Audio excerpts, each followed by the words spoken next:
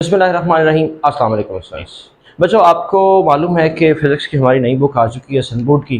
तो आज हम लेक्चर शुरू करेंगे according to the sun board. Last time मैंने उसका रिव्यू थोड़ा सा लिया था और आज उसको स्टार्ट करते हैं। चैप्टर नंबर 1 पर आते हैं।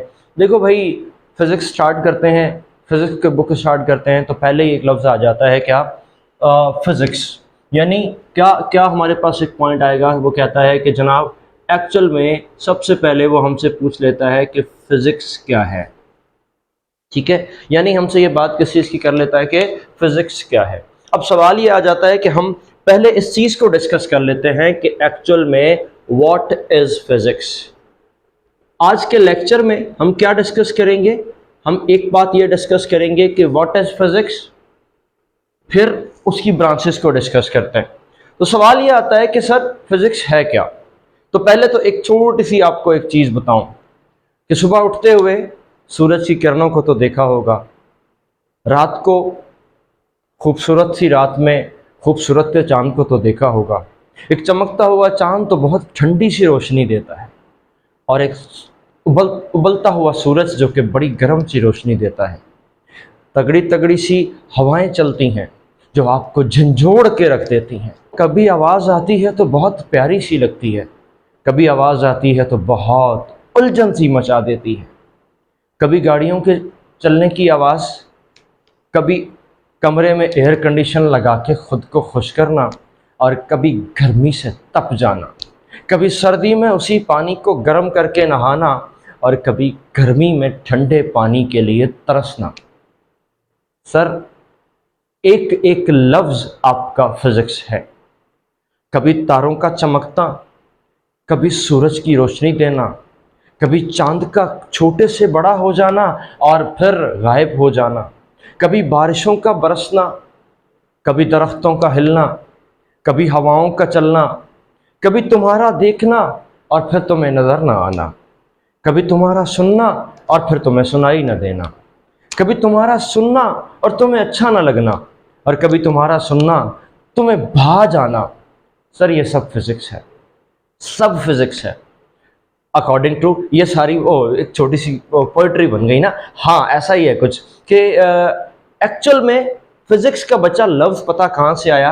ये मैं सिंपल वर्ड बताऊं, ये जो लफ्ज़ है ना, ये वर्ड, ये लफ्ज़ एक ग्रीक वर्ड से आया जिसे कहते हैं फिजिकॉस। सर, इसे क्या कहा जाता है? फिजिकॉस। इसका मीनिंग क्या है? Meaning that knowledge of nature, knowledge of nature. तो मान लो, समझ लो, दिमाग में डाल लो, नेचर किस चीज का नाम है? हम उसको कुदरत कहते हैं, इंग्लिश में उसे नेचर कहते हैं। जी हाँ, ऐसा ही है कि किसी ने यह भी कहा कि अगर कुदरत को समझना है, किसकी कुदरत? एक ही इंसान की है, कि अगर गॉड की कुदरत को, खुदा की कुदरत को समझना है तो फिर इस पर ध्यान दो, तुम्हें फिजिक्स समझ में आएगी। तो बेटा, ये छोटी सी बातें मैं कर रहा हूं इंटरेस्ट पैदा करने के लिए। चलें, अब आते हैं फिजिक्स जो हमारी बुक में लिखी हुई है। सर, फिजिक्स का वर्ड कहां से आया? नॉलेज ऑफ द नेचर से। इसका मतलब फिजिक्स में हम क्या पढ़ते हैं? नेचर की स्टडी करते हैं। ओके, फिजिक्स की जो डेफिनेशन है हमारी बुक में लिखी हुई है, हमारी बातों में लिखी हुई है, उसको हम डिस्कस करते हैं। सब फिजिक्स की डेफिनेशन में लिखा हुआ है कि physics is the study of matter and energy and along interaction between them। तो बेटा, अब एक और बात आ गई कि एक इसमें एक नई बात पता चली कि फिजिक्स क्या है? Study of matter. फिजिक्स क्या है? Study of energy and along the interaction between them. इसका मतलब क्या है कि अभी तो आपने सर आपने बताया था कि ये तो नेचर की स्टडी है। यस, ऐसा ही है। तो फिर क्या नेचर में दो ही चीजें हैं, मैटर एंड एनर्जी? अब इस बात को पहला डिटेल में समझते हैं थोड़ा सा। ठीक, पहली बात तो ये बताओ कि हम बात कर रहे हैं नेचर की। नेचर में अपने दिमाग से यहां से सोचो कि कोई चीज ऐसी है जो मैटर नहीं है और एनर्जी नहीं है। या तो वो चीज मैटर होगी या आपके पास चीज एनर्जी होगी। चलो मैं आपको याद दिलाता हूँ, आप जहाँ बैठे हैं वहाँ फैन होगा, अब जिस मोबाइल या जिस लैपटॉप में ये वीडियो देख रहे हैं वो भी आपके सामने होगा, आप हाथ से पेन पकड़ा है तो वो भी आपके पास मैटर है, आप जिस बुक में वो लिख रहे हैं, अगर नहीं लिख रहे तो लिख लो, ठीक है, जिस बुक में लिख रहे हैं वो भी आपका मैटर होगा, आप जिस बुक में पढ़ते हैं वो भी आपका मैटर है, आप जहाँ बैठे हैं वो चीज़ भी मैटर है, ठीक है, आप जहाँ सोते हैं वो भी मैटर है, आप जिसमें कॉलेज जाते हैं वो भी मैटर है, जिस कॉलेज जाते हैं वो भी मैटर है, फिर आप जिस चीज़ से काम करते हैं वो एनर्जी है। Example, light energy, sound energy, heat energy, और एक और एनर्जी जो हम खाते पीते हैं हमारे अंदर भी एनर्जी आ जाती है, वो भी क्या है जनाब? एनर्जी। इसका मतलब ये कि नेचर सिर्फ दो चीज़ों पर डिपेंड करती है। मैं यहाँ पे लिख देता हूँ कि अगर मैं नेचर की बात करूँ ना, तो नेचर में सिर्फ बचा दो चीज़ें हैं, एक हमारे पास है मैटर एंड दूसरा हमारे पास है एनर्जी। इसके अलावा नेचर में कुछ है ही नहीं, ठीक है, इसके अलावा नेचर में कोई चीज नहीं है, सिर्फ ये दो चीजें हमारे पास हैं, एक क्या है हमारे पास बच्चा मैटर एंड दूसरा हमारे पास क्या है जी? एनर्जी। ओके, यहां तक बात क्लियर? ओके, आगे फिर आगे चलते हैं। सर एक बात कि फॉर एग्जांपल देखो, आपके पास एक मैटर है, मुझे नहीं पता सॉलिड की बात कर रहे हैं हमें नहीं पता कि हम लिक्विड की बात कर रहे हैं या गैस की बात कर रहे हैं, हम इतना कहते हैं कि हमारे पास एक मैटर है, ठीक है, ओके। अब इनके दरमियान इंटरेक्शन समझाने जा रहा हूं, ठीक है, इंटरेक्शन समझाऊंगा तो क्या होगा कि हमारे दरमियान एक मैटर है, ठीक है, अब इसे वर्क करना है, क्या करना है जनाब? इसे वर्क करना है, वर्क करना है तो इसे क्या चाहिए? एनर्जी चाहिए, ठीक है, इसे हमें क्या चाहिए? एनर्जी चाहिए। जो एनर्जी हमें चाहिए उस एनर्जी में हमें क्या चाहिए कि अब एनर्जी कहां से लेंगे? जैसे एक बाइक है, लाइक ये हमारे पास मैटर कौन सा है? मानो बाइक है, बाइक को आपके पास एनर्जी चाहिए क्या करने के लिए? वर्कआउट करने के लिए। वर्कआउट करने के लिए अगर एनर्जी चाहिए तो इसका मतलब अब एनर्जी कहाँ से लेंगे? टंकी खोलेंगे, उसके अंदर पेट्रोल डाल देंगे, पेट्रोल तो मैटर है, एनर्जी तो नहीं है, तो फिर हम ये कैसे कह सकते हैं कि ये मैटर है एनर्जी नहीं है? सर उसका बड़ा आसान सा तरीका कि देखो, हम मैटर से ही एनर्जी हासिल करते हैं, मैटर कन्वर्ट होता है एनर्जी में, यहां मैं लिखता हूं मैटर कन्वर्ट हो सकता है किसमें? एनर्जी में, और फिर एनर्जी दोबारा कन्वर्ट हो सकती है किसमें? मैटर में। ठीक हो गया? ऐसा ही कुछ यहां पर हो रहा है कि हम यहां पर अब क्या करेंगे, इसे कोई ना कोई मैटर देंगे। चलो ये अगर बाइक है तो हम इसको कोई ना कोई मैटर देंगे, और मैटर कौन सा देंगे? हम देंगे सर पेट्रोल की फॉर्म में। ठीक हो गया? तो इसमें आपको क्या होगा कि ये दोबारा किसमें कन्वर्ट होगा? इसे क्या देगा? फिर ये एनर्जी देगा। अब देखो, आपने एक बाइक को काम करवाना है, उसके लिए आपको क्या चाहिए? एनर्जी चाहिए। एनर्जी के लिए आप उसे मैटर देंगे, मैटर से एनर्जी बनेगी जो कि इस बाइक को जाएगी और ये एक दूसरे से कन्वर्ट होना शुरू हो जाएगा, ये एक साइकिल रेडी हो जाएगा। तो इसका मतलब जनाब, अब दुनिया में कोई भी चीज है, इवन आप ही क्यों ना हो, आपको अगर काम करना है तो आपको काम करने के लिए एक काम जरूरी है कि आपको क्या चाहिए? एनर्जी चाहिए। आपको अगर काम करना है तो आपको एनर्जी चाहिए, और एनर्जी चाहिए तो आप खाते हो, लेकिन एनर्जी तो नहीं खाते ना, आप खाते हो मैटर को। अब गौर से बात को सुनना, आप एनर्जी नहीं खाते, आप खाते हो मैटर को। जब आप मैटर को खाते हो, वो मैटर कन्वर्ट होता है एनर्जी में, जब एनर्जी में कन्वर्ट होता है तो हम काम करते हैं, जब हम काम करते हैं तो फिर से एनर्जी प्रोड्यूस होती है, और वो हीट की फॉर्म में, अभी मैं बोल रहा हूं तो आप तक आवाज आ रही होगी, साउंड की फॉर्म में एनर्जी जो है वो आप तक पहुंचती है। तो सर ये एक नेचर का साइकिल चलता रहता है, और यही दो चीजें हैं जो एक साइकिल में चलती रहती हैं। ठीक हो गई बात? है मैटर एंड दूसरा हमारे पास है एनर्जी। इसके अलावा नेचर में कुछ है ही नहीं, ठीक है, इसके अलावा नेचर में कोई चीज नहीं है, सिर्फ ये दो चीजें हमारे पास हैं, एक क्या है हमारे पास बच्चा? मैटर, एंड दूसरा हमारे पास क्या है जी? एनर्जी। ओके, यहां तक बात क्लियर? ओके, आगे फिर आगे चलते हैं। सर एक बात कि फॉर एग्जांपल देखो, आपके पास एक मैटर है, मुझे नहीं पता सॉलिड की बात कर रहे हैं हमें नहीं पता कि हम लिक्विड की बात कर रहे हैं या गैस की बात कर रहे हैं, हम इतना कहते हैं कि हमारे पास एक मैटर है। ठीक है, ओके। अब इनके दरमियान इंटरेक्शन समझाने जा रहा हूं। ठीक है, इंटरेक्शन समझाऊंगा तो क्या होगा कि हमारे दरमियान एक मैटर है। ठीक है, अब इसे वर्क करना है। क्या करना है जनाब? इसे वर्क करना है।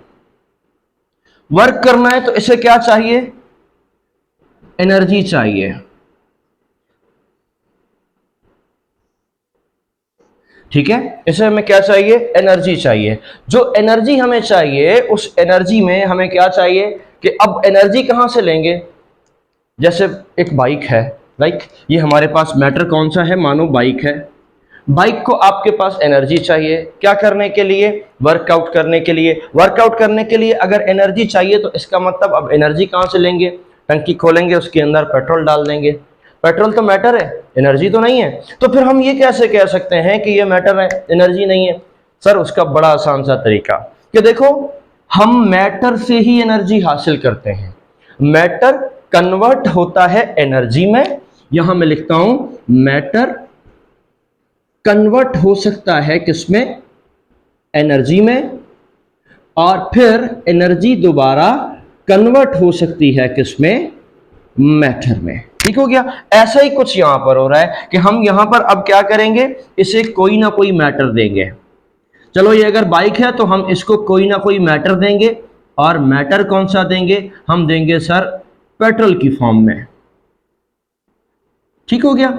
तो इसमें आपको क्या होगा कि ये दोबारा किसमें कन्वर्ट होगा? इसे क्या देगा? फिर ये एनर्जी देगा। अब देखो, आपने एक बाइक को काम करवाना है, उसके लिए आपको क्या चाहिए? एनर्जी चाहिए। एनर्जी के लिए आप उसे मैटर देंगे, मैटर से एनर्जी बनेगी जो कि इस बाइक को जाएगी और ये एक दूसरे से कन्वर्ट होना शुरू हो जाएगा। ये एक साइकिल रेडी हो जाएगा। तो इसका मतलब जनाब, अब दुनिया में कोई भी चीज है, इवन आप ही क्यों ना हो, आपको अगर काम करना है तो आपको काम करने के लिए एक काम जरूरी है कि आपको क्या चाहिए? एनर्जी चाहिए। आपको अगर काम करना है तो आपको एनर्जी चाहिए, और एनर्जी चाहिए तो आप खाते हो। लेकिन एनर्जी तो नहीं खाते ना, आप खाते हो मैटर को।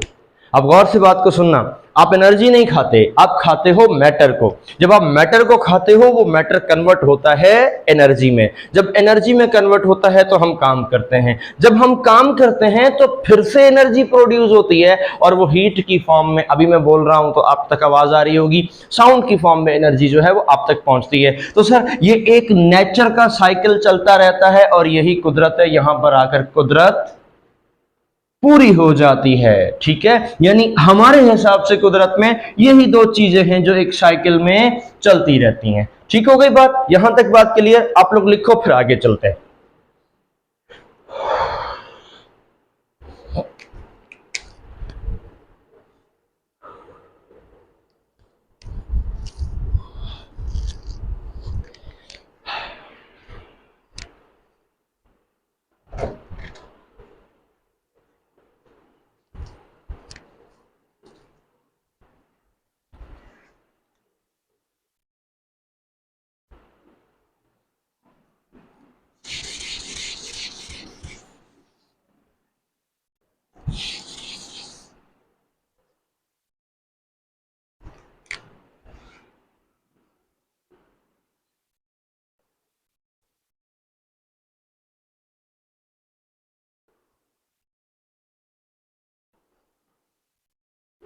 ओके जी, तो अब ओके जी, तो अब मैं किस चीज पे, फिजिक्स किन किन चीजों पे डिपेंड करती है, यानी हमारी साइंस किन किन चीजों पे डिपेंड करती है? उसके लिए दो चीजें। सबसे पहले, इस फिजिक्स में एक काम हम ये करते हैं कि हम एक्सपेरिमेंटल कंक्लूजन निकालते हैं। एक्सपेरिमेंटल कंक्लूजन निकालते हैं। ठीक है जी, कंक्लूजन निकालते हैं। और दूसरा, हम मैथमेटिकल रिप्रेजेंटेशन देते हैं। ठीक हो गया जी, मैथमेटिकल रिप्रेजेंटेशन देते हैं। अब इस बात को समझते हैं कि सर ये दो बातें क्या है। देखो, ये दो चीजें डिपेंड करती हैं साइंस की उस पुरानी थ्योरी पर जो आप लोगों ने 7, 8, 9, 10 तक पढ़ी हुई होगी। वो कौन सी? कि सर आपके पास साइंस किन चीजों पर डिपेंड करती है? साइंस सबसे पहले डिपेंड करती है ऑब्जर्वेशन पे। फिर उसके बाद एक्सपेरिमेंट है, फिर उसके बाद हाइपोथेसिस है, एंड फिर उसके बाद लॉ है। और ये अब आपके पास कल पूरी आ गई। अब मैं आपको समझाता हूं। देखो, आप एक चीज को जब ऑब्जर्व करते हो ना, किसी चीज को सबसे पहले ऑब्जर्व करते हो, मिसाल के तौर पे न्यूटन ने एक चीज को ऑब्जर्व किया। न्यूटन ने किस चीज को ऑब्जर्व किया कि एक चीज जो है वो ऐसे जाके नीचे गिर गई। ठीक है, जब वो नीचे गिर गई तो इसका मतलब क्या होगा कि न्यूटन ने इस चीज को ऑब्जर्व किया। हालांकि पहले तो गिरती तो पहले भी थी, लेकिन उसने इस चीज को ऑब्जर्व नहीं किया था, लेकिन फिर उसके बाद इस चीज को ऑब्जर्व किया। देन उसके बाद उसके क्या हुआ, एक्सपेरिमेंट आ गया। एक्सपेरिमेंट आ गया। अब वो आपने स्टोरी तो सुनी है ना, जो न्यूटन की मैं कौन सी बात कर रहा हूँ, कि वो बैठा था और उसके सर में आके सेब लगा। पता नहीं सच्ची है या झूठी है, लेकिन चल रही है, चलाओ यार। तो इसका मतलब उसकी ऑब्जर्वेशन थी। उस ऑब्जर्वेशन के बदले में फिर उसने कुछ एक्सपेरिमेंट किए, फिर उसने कोई ना कोई हाइपोथेसिस। हाइपोथेसिस का मतलब नजरिया, यानी उसकी थ्योरी, यानी जो उसने रिजल्ट निकाल के हमें दिया वो न्यूटन का था। फिर जब वो एक्सेप्ट होता है तो क्या होता है, हमारे पास लॉ बनता है। ठीक है, अब इस कॉमन बात में आते हैं कि फिजिक्स हमारे पे किस चीज पर डिपेंड करती है, एक एक्सपेरिमेंटल कंक्लूजन पे, एंड दूसरा हमारे पास मैथमेटिकल रिप्रेजेंटेशन पे। भाई देखो, कोई भी हम काम करेंगे ना तो सबसे पहले उसका एक्सपेरिमेंट करना होता है। जब हम एक्सपेरिमेंट करेंगे, गाड़ी कैसे चलती है एक्सपेरिमेंट करेंगे, गाड़ी कैसे, कब तक, कहां, कितना फ्यूल डालेंगे, कहां तक जाएगी, एक्सपेरिमेंट करना पड़ेगा। जब हम एक्सपेरिमेंट कर लेंगे तो फिर उसके लिए हमें क्या करना पड़ेगा कि फिर हम उसकी मैथमेटिकल कंक्लूजन निकाल लेंगे। मिसाल के तौर पे आप यहां हैं, आपको कराची जाना है। अब कराची जाना है, आपके पास बाइक, एक कार खड़ी हुई है। अब उस कार पे आप जाना चाहते हैं, आपको नहीं पता कि उसका फ्यूल कितना होगा। तो सबसे पहले, अब इस पर एक्सपेरिमेंट तो हो चुका है, अब आपको उस पर एक्सपेरिमेंट करना है, और एक्सपेरिमेंट करने के बाद मैथमेटिकल कंक्लूजन निकालनी है। एक दफा अगर आपको कराची का पता चल गया ना कि कितना फ्यूल खाती है, तो फिर उसके बाद अगर आपको लाहौर जाना होगा तो भी आप बैठ के हाथ से निकाल लेंगे। अगर आपको इस्लामाबाद जाना होगा तब भी आप निकाल लेंगे। अगर आपको पेशावर जाना होगा तब भी आप निकाल लेंगे। यानी फिर आप जहाँ पे भी जाना चाहें, आपके लिए कोई बड़ी बात नहीं होगी कि आप जो है वो कहाँ जाना चाहते हैं और आपके पास कितना फ्यूल वो कंज्यूम करेंगी, वो कहाँ से आप रिप्रेजेंट करेंगे, मैथमेटिकल कंक्लूजन से रिप्रेजेंट करेंगे। तो ठीक है जी, ये तो आगे फिजिक्स की छोटी सी डेफिनेशन कि जो कि कहां से मिली, नेचर में से मिली, जो कि कहां से मिली, एक्सपेरिमेंट से मिली। एक बात फिजिक्स में और मिलती है, मेरे पास थोड़ी सी जगह है, ठीक है। अब सवाल पैदा हो रहा है कि व्हाट, व्हाई एंड हाउ, ये तीन चीजें इसमें होती हैं। सबसे पहली बात, क्या हुआ, दूसरी बात क्यों हुआ, तीसरी बात कैसे हुआ। ये तो गाना सा नहीं बन गया, क्या, क्यों और कैसे, ऐसा ही है।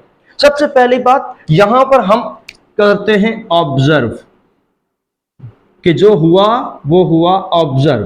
तो यहां पर आ गया, हमने इसे किया जनाब ऑब्जर्व। फिर वाई, क्यों हुआ, उसका रीजन निकालो। अच्छा, जब रीजन निकला तो अच्छा फिर कैसे हुआ, क्या प्रोसीजर था, कैसे प्रोसीजर था, उसकी डिटेल क्या थी। फॉर एग्जाम्पल, एक कॉमन सी बात हम एग्जाम्पल ले लेते हैं कि अर्थ की रिवॉल्विंग है, कोई बॉडी ऐसे ऐसे गोल घूमती है, तो क्या कर रही है, गोल घूम रही है। क्यों घूम रही है, इसका रीजन बताओ। कैसे घूम रही है, इतनी देर में घूम रही है, इतनी स्पीड के साथ घूम रही है, ये आपके पास चीजें आ गई। तो फिजिक्स में तीन बातें निकलती हैं, व्हाट, व्हाई एंड हाउ। क्यों, क्या, क्यों और कैसे, ये बात को ध्यान में रखिएगा। ठीक है, ये तो थी छोटी सी फिजिक्स की डेफिनेशन। अब हम जाएंगे ब्रांचेस की तरफ। ओके जी, अब हम करते हैं ब्रांचेस के बारे में डिस्कस। पहली ब्रांच हमने लिख ली है, हमारी बुक में मेंशन है, मैकेनिक्स। सर कहां से आई है। पहली बात तो ये बताऊं कि इसके बारे में सीधी सीधी सी बात कि mechanics means study of motion. इसमें हम मोशन की स्टडी के बारे में पढ़ते हैं। मोशन क्या होता है, सादे से लफ्जों में यहां लिख दूं कि चेंज इन पोजीशन, किसी भी बॉडी का पोजीशन चेंज करना विथ रिस्पेक्ट टू सराउंडिंग, ठीक है, विथ रिस्पेक्ट टू सराउंडिंग, इसे हम क्या कहते हैं, मोशन कहते हैं। एक बात क्लियर हो गई, दूसरी बात पर आ जाओ, ठीक है। अगर आपका स्टडी ऑफ मोशन है तो अब फिर आपको क्या करना पड़ेगा, अब ऐसा करते हैं कि कौन कौन सा मोशन, इसमें हम मोशन की स्टडी करते हैं, ठीक है। मोशन की स्टडी विद फोर्स, एक बात, with force and without force, एक बात आपको क्लियर कर देता हूं कि सर ये क्या बात हुई, विद फोर्स का मतलब क्या है और विदाउट फोर्स का मतलब क्या है। देखो, इसमें सबसे पहले मैकेनिक्स में हम बात किस चीज की कर रहे होते हैं, मोशन की, राइट। मोशन में हम डिस्कस करेंगे लॉज ऑफ मोशन, ठीक हो गया। हम क्या डिस्कस करेंगे, लॉज ऑफ मोशन, फिर क्या डिस्कस करेंगे, लॉज ऑफ ग्रेविटेशन। सर कौन कौन से लॉज हैं, आपको याद होंगे, मैट्रिक में थोड़े से शायद पढ़े हों, Newton first law, Newton second law, Newton third law, ये ग्रेविटेशन का लॉ भी न्यूटन ने दिया है। इसका मतलब कहीं कहीं हम कुछ ऐसा करना चाह रहे हैं कि स्टडी किसकी करना चाह रहे हैं, हम करना चाह रहे हैं मोशन की स्टडी फोर्स के साथ या फोर्स के बिना, ठीक है। और किस चीज का मोशन, मोशन ऑफ ऑब्जेक्ट, बड़ी बॉडीज की बात हो रही है, इलेक्ट्रॉन की बात नहीं हो रही, प्रोटॉन की बात नहीं हो रही, फोटोन की बात नहीं हो रही, इसमें बॉडी की बात हो रही है, मार्कर की बात होगी, कार की बात होगी, मोटरसाइकिल की बात होगी, आपकी बात होगी, मेरी बात होगी, पंखे की बात होगी, इन सारी चीजों की बात कहां होगी, इसमें। और ये मोशन के लॉ स्टार्ट किसने किए थे, सर न्यूटन ने। इसका मतलब ये मैकेनिक्स न्यूटन के दौर की है सर, कब की, कोई 1600 के जमाने की है। अब आ जाते हैं कि यहां पर कि सर विद फोर्स और विदाउट फोर्स क्या होता है। तो क्या स्टडी किया हमने मैकेनिक्स में, study of motion with and without motion a force, इसके अलावा study of motion, laws of motion, laws of gravitation. अब मोशन में हम क्या क्या चीजें पढ़ते हैं, पहले तो हमने ये पढ़ना है। तो सर मोशन में आपने नाम सुना होगा स्पीड का, आपने नाम सुना होगा वेलोसिटी का, आपने नाम सुना होगा एक्सेलरेशन का, आपने नाम सुना होगा मोमेंटम का, XYZ और बहुत सारे एग्जांपल आ गए। ये कहां डिस्कस होने जा रहा है सर, मैकेनिक्स में डिस्कस होने जा रहा है, ठीक है। अब यहां पर आ गया विद फोर्स और विदाउट फोर्स, सर इसे भी एक्सप्लेन कर दें, ठीक है, इसे भी एक्सप्लेन कर देते हैं। इसे एक्सप्लेन करने के लिए हम यहां पे लिखते हैं विदाउट फोर्स, ठीक है, और इधर हम लिख देते हैं विद फोर्स। अब ये बात जहन में रखिएगा, विदाउट फोर्स क्या होता है और विद फोर्स क्या होता है। असल में ये होता है with reference of force, without reference of force और with reference of force. Sir इसका क्या मतलब है, देखो एक बॉडी अगर जा रही है, ठीक है, एक बॉडी जा रही है, एक बॉडी जा रही है, आपने कहा कि सर ये किस स्पीड के साथ जा रही है, तो मैंने आपको कोई स्पीड बता दी, किस तरफ जा रही है, लेफ्ट जा रही है, राइट जा रही है, नॉर्थ जा रही है, साउथ जा रही है, अप जा रही है, डाउन जा रही है, ईस्ट जा रही है, वेस्ट जा रही है, कुछ भी डायरेक्शन भी बता दी, ठीक है। आप इसमें किस बात की बात कर रहे हैं, डायरेक्शन की बात भी करते हैं, आप इसमें स्पीड की बात भी करते हैं, ठीक है, और आप इसमें मोमेंटम की बात भी करते हैं, मगर इसमें आप फोर्स की बात नहीं करते कि अगर एक गाड़ी जा रही है तो उस पर धक्का किसने लगाया, कॉज कौन है, इंजन की वजह से जा रही है, कितनी ताकत लगा रही है गाड़ी तो तेज जा रही है, कितनी नहीं लगाएगी तो स्लो जाएगी, ये किस में कहलाता है जनाब। फॉर एग्जाम्पल अगर मैं एक बात करता हूं, एक गाड़ी स्लो जा रही है, भाई ये स्लो क्यों जा रही है, तो किसी ने बताया कि सर इसका इंजन खराब है, ये फोर्स कम लगा रहा है इसलिए इसे स्लो जा रही है। एक पंखा चल रहा है बस रोटेशन कर रहा है, आपने टाइप बता दिया। एक चीज और इसमें आ गई कि इसमें क्या डिस्कस कर सकते हैं, टाइप ऑफ मोशन के बारे में भी डिस्कस करते हैं, ठीक है। कौन सा मोशन है, लीनियर मोशन है, कौन सा मोशन है, रोटेटरी मोशन है, या कोई भी वाइब्रेटरी मोशन है, लेकिन है सही डायरेक्शन, स्पीड, मोमेंटम और टाइप ऑफ मोशन कहां पढ़ रहे हैं, विद आउट फोर्स के डिस्कस में। लेकिन अब इस तरफ आ जाते हैं, कि मोशन के कॉज के बारे में डिस्कस करना है, मोशन के कॉज के बारे में डिस्कस करना है। सादे लफ्जों में कहो कि उसके ऊपर किसने एक्टिंग ऑन बॉडी, उस पर कौन फोर्स लगा रहा है तो जाके वो क्या कर रही है, मूव कर रही है। उस पर किसने ताकत लगाई है, उस पर किसने फोर्स लगाई है, ये क्या कहलाता है, विदाउट फोर्स। यानी इसमें हम फोर्स बटा लगती तो है, मानो एक बॉडी है, यानी एक ऐसी बस है, अब ये इस डायरेक्शन में जा रही है, अच्छा अब ये बस को हमने चलते हुए देखा, किस स्पीड से जा रही है, मानो 10 मीटर पर सेकंड जा रही है, ओके। किधर जा रही है, मानो नॉर्थ की तरफ जा रही है, चलो ये भी मान लिया, ठीक है। अब इसका मोमेंटम कितना है, तो हम क्या करेंगे, P is equal to mv का फार्मूला लगाएंगे, तो मास और वेलोसिटी को मल्टीप्लाई करेंगे, मोमेंटम भी फाइंड हो जाएगा। टाइप ऑफ मोशन क्या है, सीधी सीधी जा रही है तो बोल देंगे सर ये तो लीनियर मोशन है, ठीक है। लेकिन इस पे फोर्स कौन लगा रहा है, पता नहीं, इंजन लगा रहा है, पता नहीं, या सामने ये बस खराब हो चुकी है और इसे कोई टो करके आगे कोई छोटा इंजन लेके जा रहा है, हमें तो नहीं पता ना। तो ये आ गई कॉज। चलो मानो अगर टो किया होता तब भी उसका मोमेंटम होता, तब भी उसका लीनियर मोशन होता, तब भी उसकी स्पीड होती कुछ ना कुछ। और अगर ये इंजन की वजह से चलती तब भी उसका मोशन होता, तब भी उसका मोमेंटम होता, तब भी फोर्स होती। तो अब मैकेनिक्स डिवाइड हो गई किन दो ब्रांचेस में, एक विद फोर्स विदाउट फोर्स में और एक विद फोर्स में। इसका मतलब मैकेनिक्स दो ब्रांचेस में बट गई है। विदाउट फोर्स को हम कहते हैं काइनेमैटिक्स, ये अब नाम आपने सुने होंगे, और विद फोर्स को हम कहते हैं डायनामिक्स। क्लियर, यह बात आ गई। तो ब्रांचेस काइनेमैटिक्स में हम क्या डिस्कस करते हैं, study of motion without force और study of motion with force. ये दोनों मिलकर क्या बनाती हैं, मैकेनिक्स बनाती हैं, जिसमें स्टडी ऑफ मोशन विद और विदाउट फोर्स दोनों आ जाते हैं। क्लियर हो गई, ये थी एक ब्रांच। चलो चलते हैं अब नेक्स्ट ब्रांच। अच्छा जी, अब हम डिस्कस करेंगे क्वांटम मैकेनिक्स के बारे में। थोड़ी देर पहले हम डिस्कस करके आए थे क्लासिकल मैकेनिक्स के बारे में, अब हम डिस्कस करेंगे क्वांटम मैकेनिक्स के बारे में। सर क्लासिकल और क्वांटम का एक्चुअल में मतलब क्या है। देखो बच्चा, न्यूटन की जो स्टडी थी ना, उसके में मैं आपको यहां पे बताऊं कि न्यूटन की जो स्टडी थी उसमें हम क्या डिस्कस करते थे, उसमें हम डिस्कस करते थे ऑब्जेक्ट के बारे में।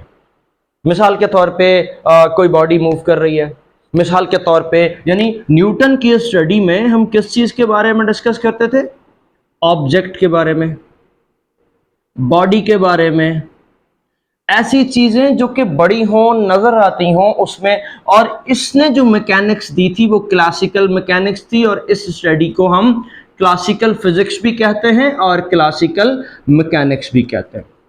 लेकिन फिर उसके बाद जब हमें कुछ पार्टिकल्स मिले, कौन कौन से पार्टिकल, लाइक इलेक्ट्रॉन, ठीक है, मानो कि प्रोटॉन, मानो न्यूट्रॉन, मान लो आपके पास फोटॉन, मान लो आपके पास क्वार्क्स, ठीक है, ये कुछ ऐसे पार्टिकल्स हमें मिले। तो फिर ये जो लॉज थे ना, जो न्यूटन के लॉज ऑफ मोशन थे, Newton first law, Newton second law, Newton third law, वो इस पे अप्लाई नहीं हो पा रहे थे, वो इस पे कहानी नहीं बन पा रही थी, वो कहानी जम नहीं सकी। तो फिर उसके बाद फिर एक नई ब्रांच ने इंट्रोड्यूस लिया, वो आया क्वांटम मैकेनिक्स। पहली बात तो ये देखते हैं कि ये आई कब, ये आई 1900 में। किसने इंट्रोड्यूस कराई, सबसे पहला बंदा था मैक्स प्लांक्स, ठीक है। उसने एक थ्योरी दी जो कि कौन सी थी, प्लांक्स क्वांटम थ्योरी, ठीक है जी। और यहां से ही स्टार्टअप होता है किसका, मॉडर्न फिजिक्स का। यानी मॉडर्न फिजिक्स कहां से शुरू होती है, 1900 में, जिसमें पहली थ्योरी देने वाला कौन था, मैक्स प्लांक्स था, ठीक है। और उसने प्लांक्स क्वांटम थ्योरी दी। उसके बाद सारी स्टडी चेंज हो गई। फिर क्लासिकल फिजिक्स बॉडीज के लिए आ गई और मॉडर्न क्वांटम मैकेनिक्स पार्टिकल्स के लिए आ गई। अब हम इसमें डेफिनेशन बनाएं इसकी, तो हम इसमें डेफिनेशन बना सकते हैं कि study of motion of small particles, small या टाइनी पार्टिकल्स। मोशन के साथ एक और लफ्ज भी लिख दो, बिहेवियर ऑफ। दोनों चीजें आ गई, motion and behaviour of small और टाइनी पार्टिकल। कौन कौन से particle? Electron, proton, neutron, photon, quarks. Classical mechanics में हम क्या पढ़ेंगे कि motion of body, motion of object, यानी बड़ी बॉडीज, बड़े पार्टिकल। ये बड़ा है, ये भी बड़ा है, ये भी बड़ा है, ये भी बड़ा है, ठीक है, लेकिन ये छोटे छोटे पार्टिकल्स हैं। तो इनकी स्टडी के बारे में, इनका बिहेवियर पढ़ेंगे, ठीक है। अब इनकी क्या क्या चीजें हम डिस्कस करेंगे, इधर मैं ये लिख देता हूं। इनका मोशन डिस्कस करेंगे, इनका बिहेवियर डिस्कस करेंगे, इनकी प्रॉपर्टीज डिस्कस करेंगे, प्रॉपर्टीज डिस्कस करेंगे। तो ये क्या बनेगी, हमारे पास क्वांटम मैकेनिक्स बनेगी। ठीक हो गया जी। एक और ब्रांच हमारे पास आ गई, थर्मोडायनामिक्स। सर यहां से बात पता चलती है हीट की, और यहां से डायनामिक्स से हमें बात पता चलती है वर्क की, कि हीट की वजह से कोई वर्क होता है। जी हाँ, ऐसा ही है कि इस ब्रांच में हम क्या क्या बात डिस्कस करेंगे, थर्म और dynamics. Therm heat, dynamics work. Heat की वजह से कोई वर्क होगा, उसे हम थर्मोडायनामिक्स कहते हैं।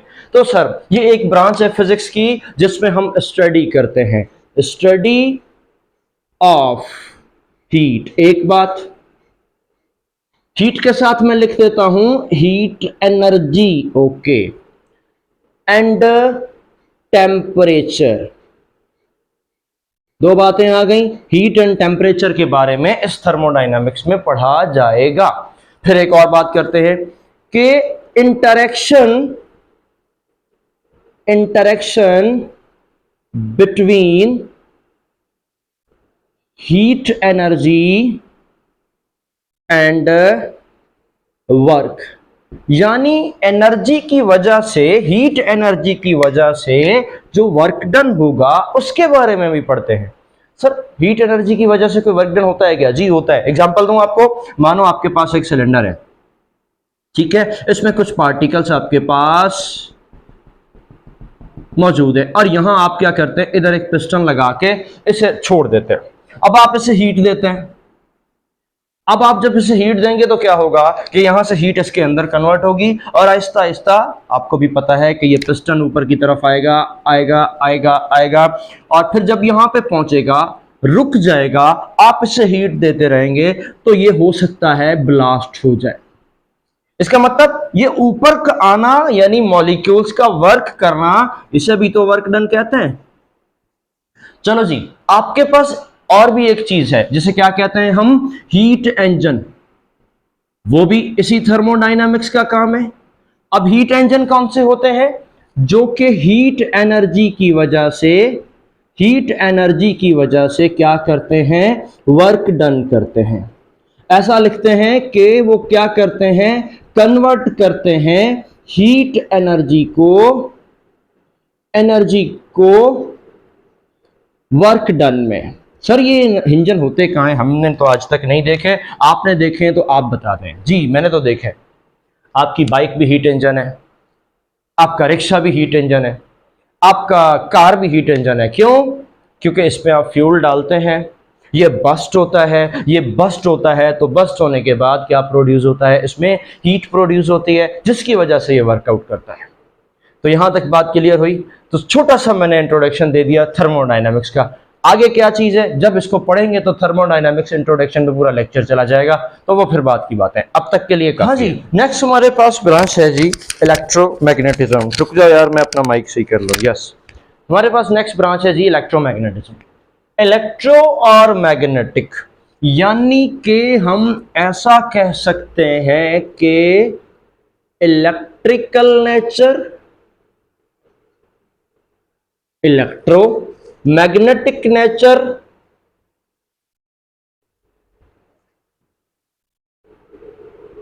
मैग्नेटिज्म। सर ये दोनों चीजें एक चीज में आएंगी कैसे, पहले तो ये पता करते हैं, फिर डेफिनेशन निकाल लेते हैं। यहां तक तो हम ये पढ़ सकते हैं कि study of electric and magnetic nature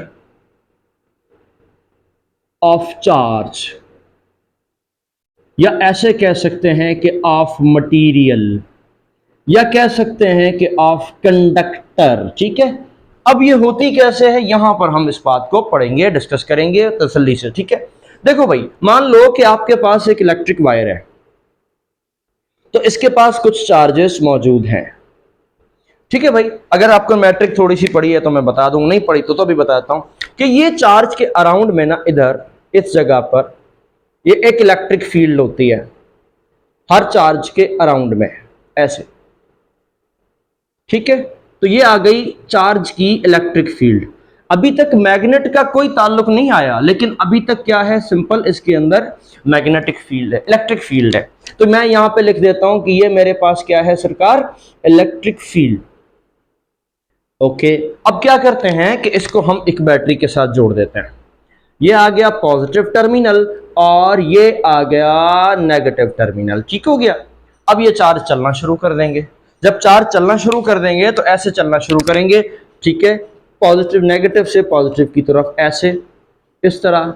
ये चार्ज अब रुके हुए नहीं है, अब ये चल रहे हैं। जब ये चार्ज चलते हैं तो जब भी चार्ज अपने कंडक्टर में फ्लो करता है तो चार्ज के अराउंड अबाउट इधर ऐसे बाहर की तरफ एक नई फील्ड जनरेट हो जाती है। वो फील्ड क्या कहलाती है, मैग्नेटिक फील्ड। अब इसका मतलब एक ही कंडक्टर में दोनों चीजें आ गई। ये वैसे गंदा सा लिख दिया मैंने, मैं यहां लिख देता हूं। ठीक है, मैग्नेटिक फील्ड। ठीक है, अब एक ही कंडक्टर में दोनों चीजें हमारे पास आ गई। कैसे, मैं आपको इसकी एग्जांपल देता हूं। देखो, मिसाल के तौर पे ये एक चार्ज है, कंडक्टर है, इसके अंदर चार्जेस हैं। चार्जेस में कुछ भी नहीं है, इलेक्ट्रिक फील्ड है। एक चार्ज दूसरे को अट्रैक्ट कर रहा है या फिर रिपेल कर रहा है। ओके, यहां तक तो हो गई बात। फिर उसके बाद हम चलते हैं, तो जब इसके साथ में लगाऊंगा बैटरी, तो चार्ज ऐसे चलेगा या फिर ऐसे चलेगा, एक तरफ चलेगा, ये बन जाएगा करंट। जब ये करंट बन जाएगा तो इसके अराउंड ऐसे इधर इस तरह एक मैग्नेटिक फील्ड जनरेट हो जाएगी। तो एक ही कंडक्टर पे इलेक्ट्रिक फील्ड, एक ही कंडक्टर पे मैग्नेटिक फील्ड। पहले वो चार्ज रुका हुआ था, अब चल रहा है। ये सारी स्टोरी कहां पढ़नी है, हमने इलेक्ट्रोमैग्नेटिज्म में पढ़नी है। बस फिलहाल मैं आपको इतना सा समझा रहा हूं, इसका फिर टॉपिक आएगा तो फिर तगड़ी जान लगाएंगे। ओके जी, नेक्स्ट हमारे पास ब्रांच है बच्चा ऑप्टिक्स। सीधे सीधे से लफ्जों में लिखूं, स्टडी ऑफ लाइट को हम ऑप्टिक्स कहते हैं। लेकिन स्टडी ऑफ लाइट ऐसे नहीं, स्टडी ऑफ लाइट, चलो ऐसे पूरा लिख देते हैं, with the help of optical instruments, उसे हम क्या कहते हैं जनाब, ऑप्टिक्स कहते हैं। ठीक है, अब एक और बात कि सर ये ऑप्टिकल इंस्ट्रूमेंट क्या होते हैं और लाइट की स्टडी, लाइट तो लाइट होती है, उसे क्या स्टडी करना है। तो ये तो ऐसी कोई कहानी है, नहीं ऐसी नहीं है। मैं आपको सिंपल बात बताऊं, चलो एक इंस्ट्रूमेंट ले लेते हैं छोटा सा। मानो ये आपके पास एक प्रिज्म है, या आपने देखा होगा कि ये प्रिज्म में से अगर हम वन कलर लाइट को गुजारते हैं तो यहां पर हमें 7 कलर लाइट मिलती है। और वो कलर कौन कौन से होते हैं, VIBGYOR, violet, indigo, blue, green, yellow, orange, red. ठीक है, इसका मतलब मैं नाम पूरे लिख देता हूं। ये आपके पास क्या, violet, indigo, blue, green, yellow, orange और ये रेड। इसको थोड़ा सा साफ कर देते हैं बाहर करके, ऐसे इंडिगो। ठीक है, ये 7 कलर मिलते हैं। इस प्रिज्म में कोई जिन है जो 7 कलर लेकर आता होगा, नहीं, ऐसा नहीं है। बल्कि इस प्रिज्म में कोई जिन नहीं है। ये जो लाइट है ना, ये 7 कलर्स लेकर आती है, मिक्स हो चुके होते हैं तो ये 7 कलर में डिवाइड होती है। फिर क्यों होती है? फिर मैंने आपसे क्या कहा था फिजिक्स के इंट्रोडक्शन में, एक बात कही थी कि व्हाट, क्या हुआ, कलर्ड में डिवाइड हो गया। वाई, क्यों होती है?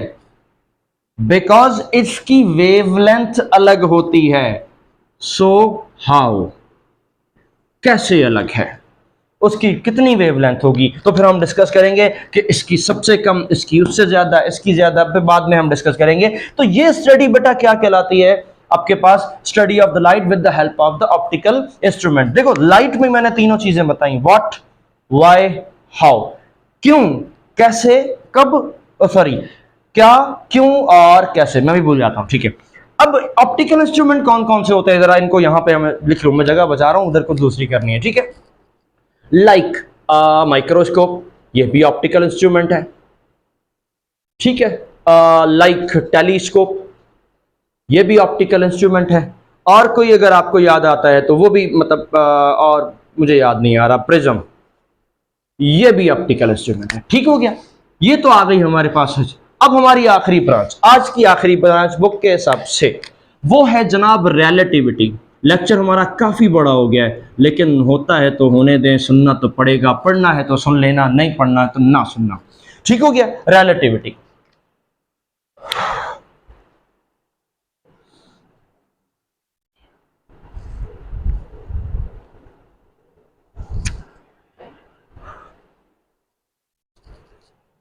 हाँ जी, रिलेटिविटी कब आई? 1905 में।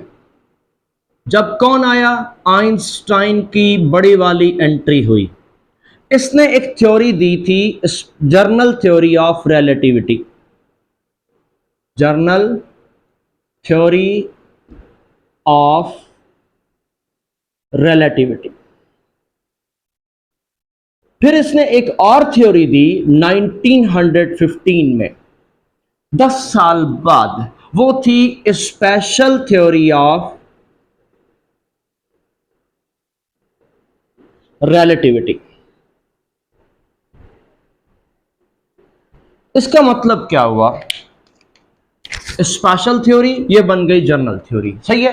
अब इसका मतलब क्या हुआ? मतलब ये हुआ कि ये रिलेटिविटी है क्या चीज अकॉर्डिंग टू द आइंस्टाइन। अब मैं थोड़ी सी चीज बताऊंगा कि इसमें दोनों थ्योरीज के बारे में इस ब्रांच में पढ़ेंगे, लेकिन ये है क्या चीज? ये चीज है जनाब, आइंस्टाइन कहता है कि नथिंग इज एब्सोल्यूट,